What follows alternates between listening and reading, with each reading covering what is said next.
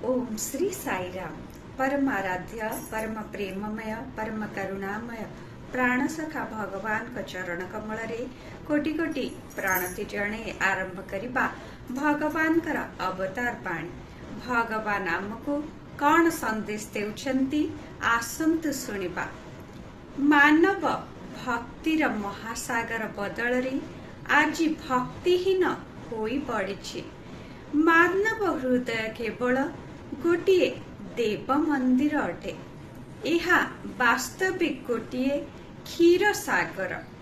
कथित अछि जे एही क्षीर सागर रे प्रभु नारायण अनंत शयन करंती, किंतु मनीष निजकु एक दुर्गुणर पोताश्रय करी तार हृदय को लवण सागर रे परिणत करि देइछि, जेउठी अहंकार और स्वार्थपरता तिमी और कुंभीर सदृश स्वच्छंदरे प्रतिपालित। शुभ सकाळ, आपणकर दिनटी मंगलमय हेउ। जय साईराम।